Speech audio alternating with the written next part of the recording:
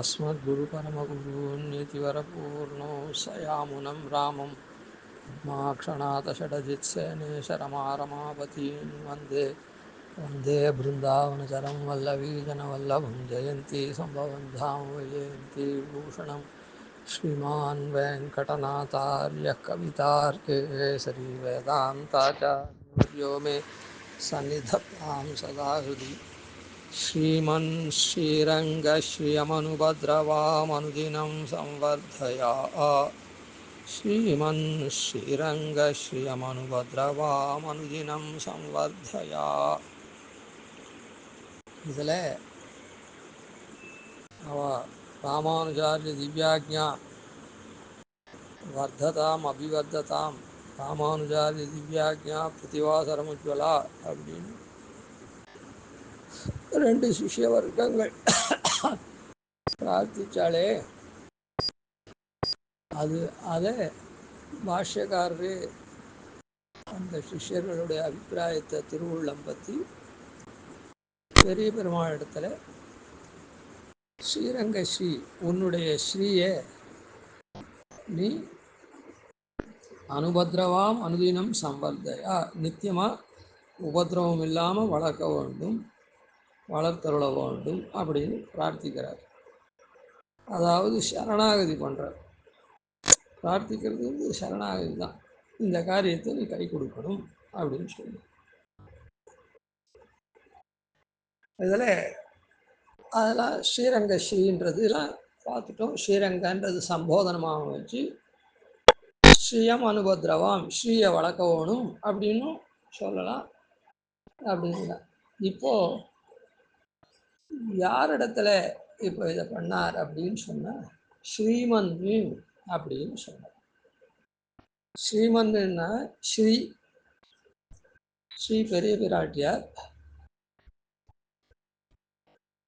மதுப்பு நித்தியயோகம், அந்த பெரிய பிராட்டியாரோட கூட நித்திய சம்பந்தம் கொண்ட எம்பெருமான் அவனை பிரார்த்திக்கிறார். இந்த சரணாகதியானது எல்லாத்துக்கும் அனன்ய சாத்தியே சுவாபீஷ்டே மகாவிஸ்வாசபூர்வகம் ததேக உபாயதா யாச்சா பிரபத்தி சரணாகதி அப்படின்னு சொல்கிறதுனால இந்த பிரார்த்தனா ரூபம் இருக்குதே, சரணாகதி ரூபமான பிரார்த்தனை இருக்குதே, அது லோகத்தில் கூட நாம் ஒருத்தர் இடத்துல போய் ஒரு சின்ன காரியங்களுக்கெல்லாம் ஒருத்தருடைய உதவி கேட்குறோம். அந்த மாதிரிலாம் இருக்குது. அதுவும் ஒரு சரணாகதி தான். இந்த காரியத்தை என்னால் பண்ண முடியல, எனக்கு இந்த காரியம் தேவை, அதை நீர் தான் பண்ணி வைக்கணும்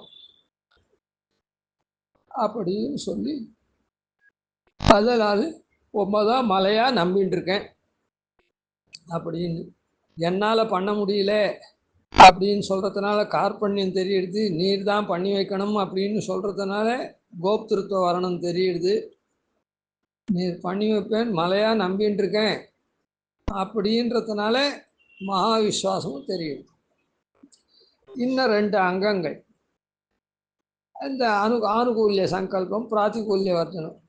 அது எப்போ ஒருத்தர்கிட்ட அவள் போகிறவும் அவளுக்கு விரோதமான காரியம் பண்ண மாட்டோம், அவளுக்கு அனுகூலமாக தான் நடந்துப்போம், விரோத காரியமாக பண்ண மாட்டோம். அதனால் ஆனுகூல்ய பிராத்திகூல்ய சங்கல்பமும் இருக்குது. அதனால் 5 அங்கங்களோட கூடின தானே அது சரணாகதி தான். சரி, இது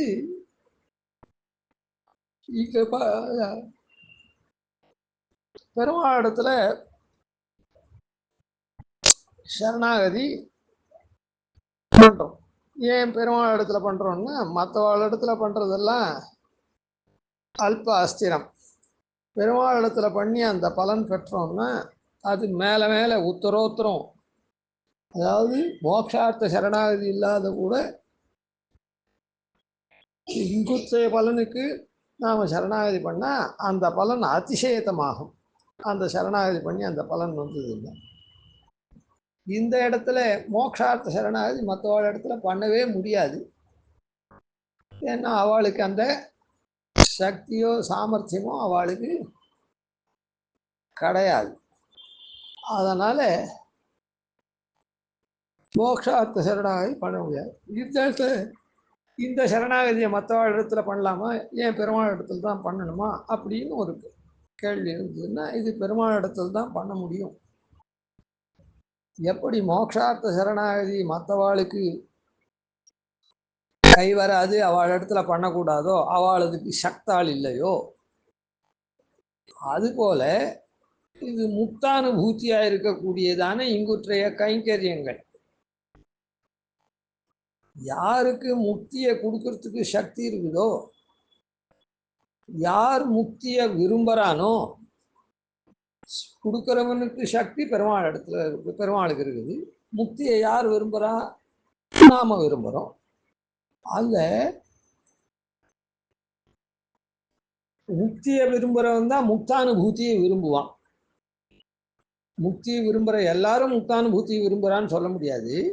ஆனால் முக்தானுபூத்தியை விரும்புகிறவா மொத்த பேரும் முக்தியை விரும்பினவாளாக தான் இருப்பாள். யார் முக்திக்காக ஆசைப்பட்டு சரணாகதி பண்ணுறாளோ அவள் தான் இங்குற்ற காலத்திலையும் அந்த அனுபவத்தையே நாம் பண்ணணும். இந்த பிராரப்த சரீரம் இருக்குச்சே கூட அந்த அனுபவத்தை நாம் பண்ணணும். குற்றேவலங்களை கொள்ளாமல் போகாது. பாரார்த்தம் ஸ்வம் ஸ்ருதி சதசிர சித்தம் அத்தியாபயந்தி அப்படின்னு சொல்கிற ரீதியில் நமக்கு இங்கேயே அந்த கைங்கரியத்துக்கு இருக்குது. நாம் பண்ணுறதெல்லாம் அவனுடைய கைங்கரியமானதுனால அவனுக்கு சமர்ப்பிக்கணும், முக்தானுபூத்தியில் நாமும் வர்த்திக்கணும் அப்படின்னு ஆசை முக்தியை விரும்புகிறவாளுக்கு தான் வரும்.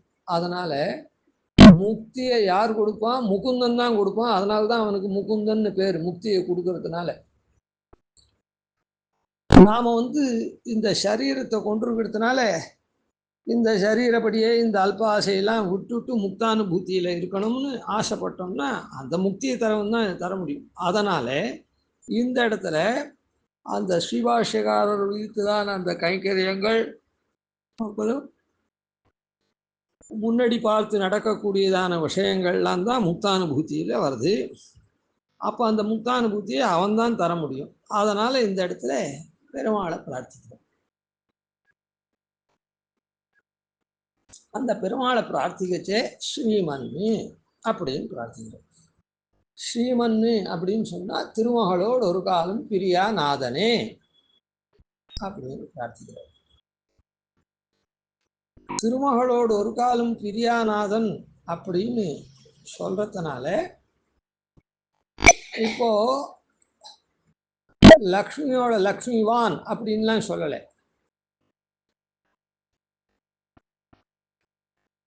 லக்ஷ்மி நாராயணன் லக்ஷ்மிவான் அப்படின்லாம் சொல்ல, ஸ்ரீ சப்தத்தினால சொல்றார் இந்த பிராட்டியை. ஏன் ஸ்ரீ சப்தத்தினால சொல்றார் அப்படின்னு சொன்னா, ஸ்ரீ சப்தார்த்தம் புருஷகாரத்தை ஜோதமும் இருக்குது அங்க. ஸ்ரீ சப்தத்தினுடைய அர்த்தத்துல நானார்த்தங்கள் கொண்ட ஸ்ரீ சப்தமாகப்பட்டது. சகல ஷேயஸ் எல்லாமும் ஸ்ரீ சப்தத்தில் அடங்கிறது. நமக்கு வர வேண்டிய ஷேயஸ் எல்லாமும் அவள் இடத்துல இருக்குதுன்றதாகுது. அது தவிர ஸ்ரீயத்தை ஸ்ரயத்தை ஸ்ருணோதி ஸ்ராவயதி இத்தியாதி ஸ்ருணாதி ஸ்ரீநாதி அப்படின்னு நாமெல்லாம் அடையிற மாதிரி இருக்கா. நமக்காக பெருமாள் அடையிறார். நாம் சொல்கிறத கூக்குரலாக கேட்குறா, பெருமாளோட கேட்கும்படி பண்ணுறா, நம்முடைய பாபத்தை களையறா, பரிபக்குவ நிலையை உண்டு பண்ணுறா அப்படின்லாம் இருக்கிற அந்த ஸ்ரீ சப்தார்த்த விசேஷம். ஸ்ரீ சப்தத்துக்கு இவ்வளோ அர்த்த விசேஷங்கள் இருக்கிறதுனால இங்கே ஸ்ரீமன்னு அப்படின்னு சொல்கிறோம். அதனால தான் சரணாகதி மந்திரமான துவயத்தில் கூட ஸ்ரீமன் நாராயணா அப்படின்னு சொல்லப்பட்டது. அந்த மந்திரம் கூட அதுதான் சொல்றது. அதனால இந்த இடத்துல ஸ்ரீமன்னு அப்படின்னு சொல்றதுனால விராட்டியோட ஒரு காலும் பிரியா, அந்த மதுப்பு நித்திய யோகத்தை சொல்றது. ஸ்ரீன்றது பிராட்டியை சொல்றது, பிராட்டியை சொல்றது மூலமா பிராட்டிக்கு புருஷகாரத்துவம் உண்டுன்றத சொல்றது. அதனால மோக்ஷார்த்த சரணாகதி பண்ணச்சே எப்படி ஸ்ரீமன் நாராயணா அப்படின்னு சொல்கிறோமோ அதை போல இங்கேயும் ஸ்ரீமன்னு அப்படி. ஏன்னா இது முக்தானுபூதி விஷயம்தானே, அதனால் ஸ்ரீமன்னு சொல்கிறார். இப்போ ஸ்ரீமன்னு சொல்கிறதுனால இப்போது இதுலேருந்து நாம் எதுக்கு என்ன தெரிஞ்சுக்கணும்னு சொன்னால், இது என்ன தசை, நாமும் அடையிற தசை. ஸ்ரீமன் நாராயண சரணம் சரணம் பிரபத்தேன்ற மாதிரி இந்த இடத்துலையும் பிரார்த்திக்கிற விஷயம்தான். அந்த பிரார்த்தனை அது அங்குற்றைய கைங்கரியத்துக்கு பிரார்த்திக்கிறது, இது இங்குற்றைய கைங்கரியத்துக்கு பிரார்த்திக்கிறது. அதனால் பிராட்டியோட கூட இருக்கிற பெருமாளை பிரார்த்திக்கிறார். இந்த இடத்துல தெரிஞ்சிக்க வேண்டிய விஷயம் என்னது அப்படின்னு சொன்னால், உபாய தசையில் பிராட்டியும் இருக்கா அப்படின்றத தெரிஞ்சுக்கணும். அதுக்காக தான் இப்போ இன்னைக்கு இதை சொல்கிறோம். சாதாரணமாக சரணாகதி பிரபத்திக்கு பெருமாள் சித்தோபாயன், நாம் சாத்தியோபாயமான சரணாகதியை பண்ணுறோம், என்னை காத்துருள வேணும் அப்படின்னு அப்ளிகேஷன் போடுற மாதிரி அவன் என்ன பண்ணுறான், அப்பாயின்மெண்ட் ஆர்டர் கொடுக்குற மாதிரி மோக்ஷ இஷ்யாமின்னு சங்கல்பிக்கிறான். இந்த இடத்துல அதுதான் சித்தோபாயம். நாம் சாத்திய உபாயத்தை பண்ணுறோம், சித்தோபாயம். அப்படி அவன் மோக்ஷ விஷயாமின்னு சங்கல்பிச்சான்னா நமக்கு மோட்சம் வர்றது கிடைக்கிறது. கிடைச்ச உடனே நம்ம அங்கே போய் உபேயம் சாத்தியோபேயமான கைங்கரியத்தை, நம்மால் சாதிக்கக்கூடியதான கைங்கரியத்தை பண்ணுறோம்.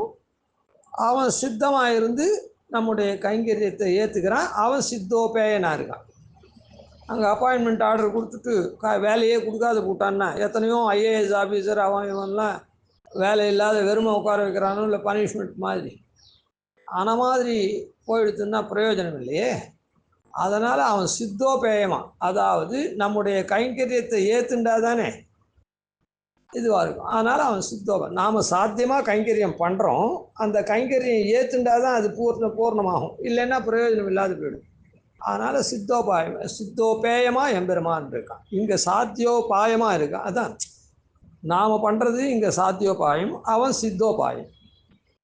அங்கே போய் நாம் பண்ணுற கைங்கரியம் சித்தோபேயம், அதான் சாத்தியோபேயம், அவன் சித்தோபேயமாக இருக்கான். இப்போது சித்தோபேய விஷயத்தில் யாருக்கும் சம்சயம் இல்லை. ஸ்ரீமதே நாராயணாய நமஹான்னு இருக்குது. அதனால் ஒன்றுடையாள் திருமகளும் நீ வேணிலா நிற்ப அப்படின்னு 2 பேருக்கும் தான் கைங்கரியம் பண்ணுறன்றத எல்லாரும் இசைஞ்சாலும், ஸ்ரீபாஷ்யக்காரர் சம்பிரதாயத்தில் உள்ளவா எல்லாரும் இசைஞ்சாலும், ஸ்ரீபாஷ்யக்காரர் திருவுள்ளம்னு. ஆனால் சாத்தியோபாயமாக இருக்கான், அதான் சித்தோபாயமாக இருக்கக்கூடிய எம்பெருமான் மாத்திரம்தான். அந்த இடத்துல பிராட்டி இல்லை, பிராட்டிக்கு அன்வயம் இல்லை அப்படின்னு சொல்கிறார். பிராட்டிக்கு அன்வயம் இல்லைன்னு இந்த இடத்துல ஸ்ரீமன்னு அப்படின்னு சாய்க்கிறார்.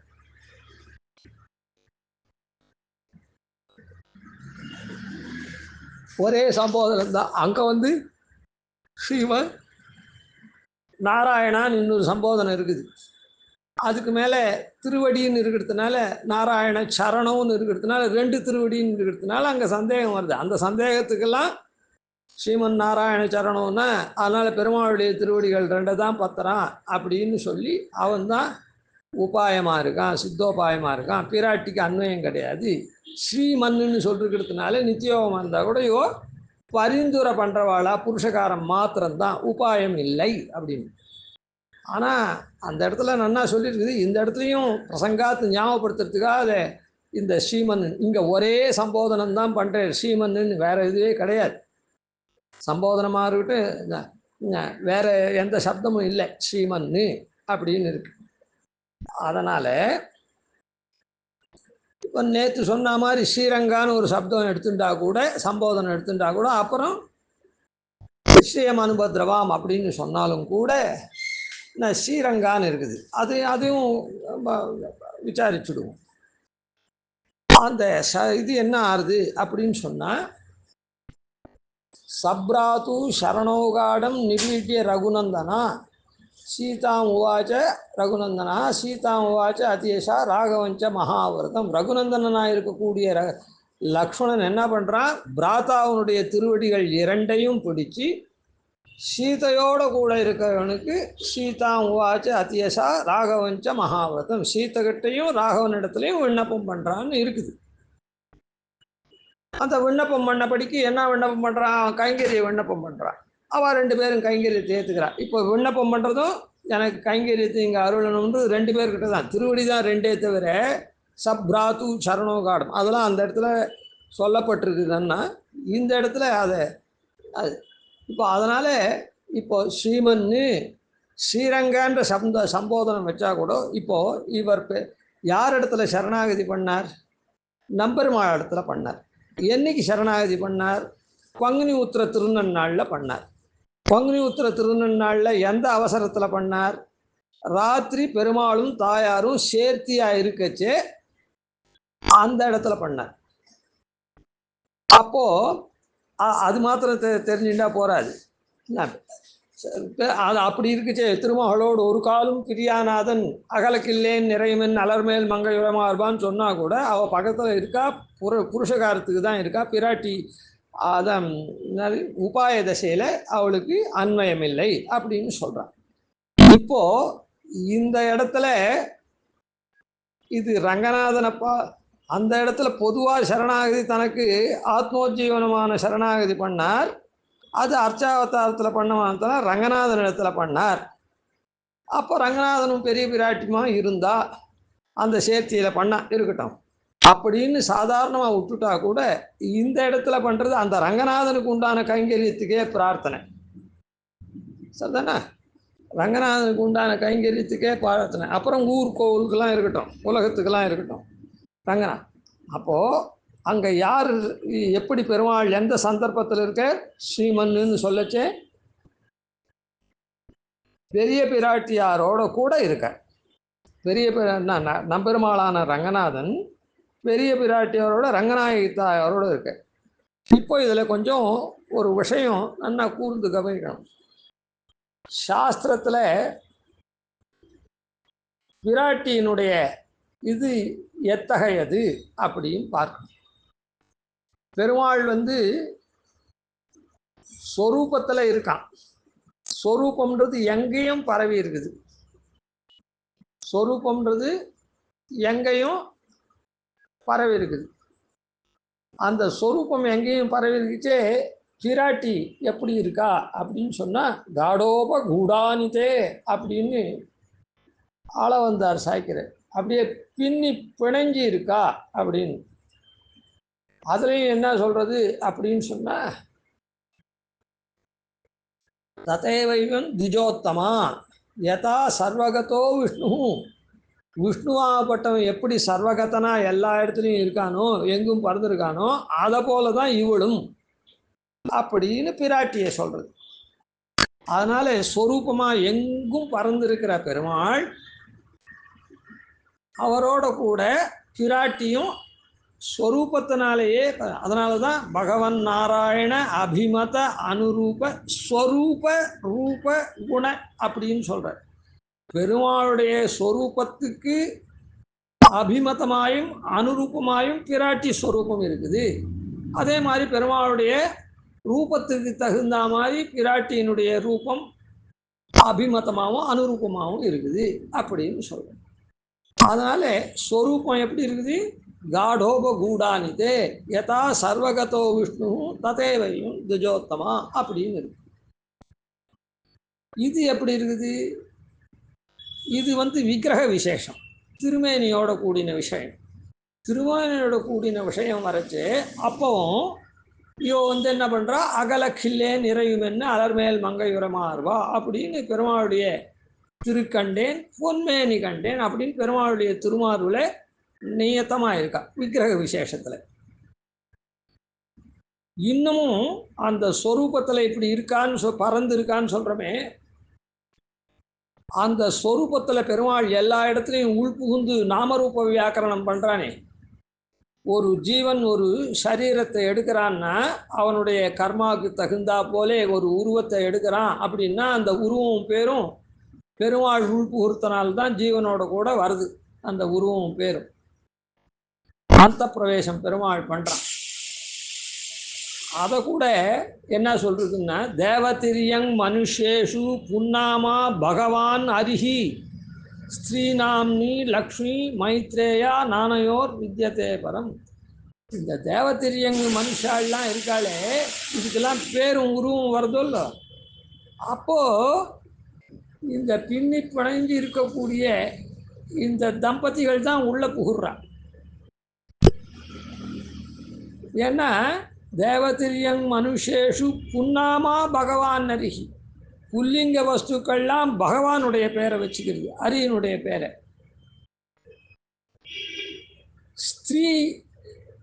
ஸ்ரீலிங்கமான இருக்கிற வஸ்துக்கள்லாம் லக்ஷ்மியினுடைய பேரை வச்சுக்கிறது. அதான் இவ ரெண்டு பேரும் கலந்து போறா. இந்த இது இருக்க ஜீவன் இருக்க, அந்த ஜீவன் புண்ணிய பாப ரூபமா தகுந்த மாதிரி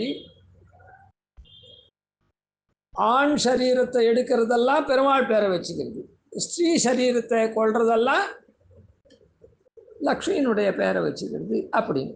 அதனால் எல்லா இடத்துலையும் அவள் விட்டு பிரியாத இருக்கா அப்படின்றது தெரியுது. ஆனாலும் ஸ்ரீமன் நாராயண சரணவ் அப்படின்னு இருக்கிறதுனால எங்கேயோ மதிமயக்கம் வருது. அதனால் உபாயத்தில் இல்லைன்னு. இன்னும் கூட ஆகாரத்ரய சம்பன்னாம் அரவிந்த நிவாசினியும் அசேஷ ஜெகதீசித்ரீம் வந்தே வரதவல்லபாம் அப்படின்னு கூட ஸ்லோகம் பெரிய வாழ்த்து இருக்குது. ஆகாரத்ரய சம்பன்னா, மூன்று ஆகாரங்களை கொண்டு பெருமாள் உபாயமாயும் உபேயமாயும் இருக்கான். பிராட்டி அதை போல இருக்கா, அதோட கூட புருஷகாரமாகவும் இருக்கா. அதனால ஆகாரத்ரய சம்பன்னா, அந்த புருஷகார ஆகாரத்தை காமிக்கிறது தான் இந்த ஸ்ரீ சப்தம்.